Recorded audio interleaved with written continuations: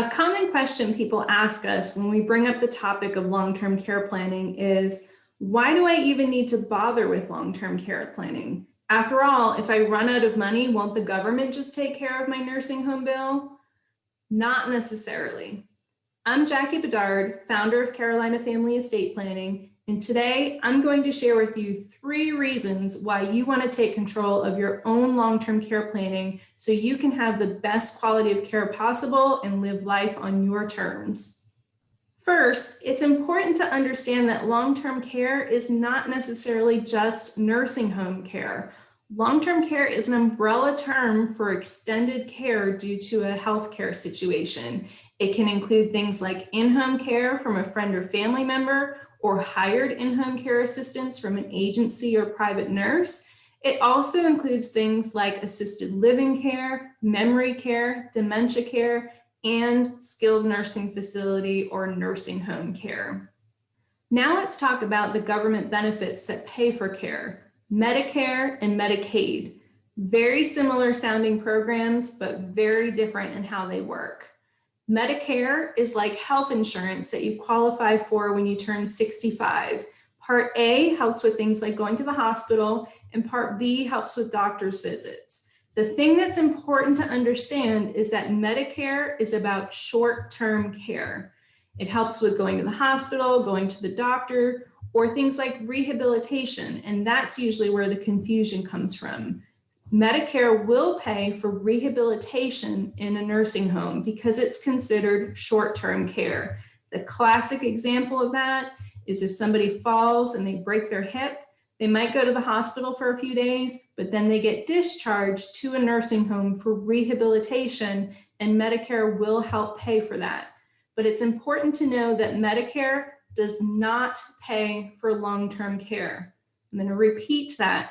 Medicare does not pay for long-term care. It's not going to pay for things like Alzheimer's disease, dementia, stroke, long-term effects, physical ailments due to age or infirmity. It does not pay for long-term care. Now let's talk about Medicaid. Medicaid is another government program that helps pay for health care, but it's a need-based program. You have to be both financially eligible and medically eligible in order to qualify. Now, there's a lot of different Medicaid programs, but in particular, what we're focused on today is Medicaid for long-term care. And in order to qualify for Medicaid for long-term care, you have to be medically needy of nursing home level care. That's skilled nursing facility. The problem is that most people these days receive most of their care either in the home or in assisted living. So what this means, we have a huge gaping hole in between Medicare and Medicaid. Medicare helps us go to the hospital or doctor. Medicaid will help pay for a nursing home, but what happens in between if we need in-home care or assisted living care?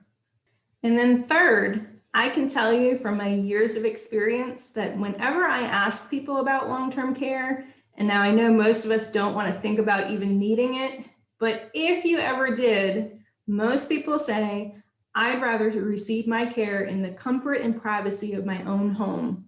Well, unfortunately, in North Carolina, Medicaid doesn't typically pay for in-home care. So if that's your wish, then you need to take matters into your own hands.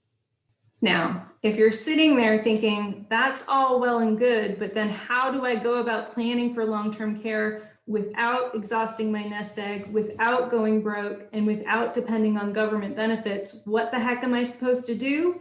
That's where we can help. We help our clients develop a long-term care plan that includes the legal and financial tools that they need to meet their long-term care plan goals. Give us a call and we'll help you explore your long-term care options and figure out the right plan for your situation.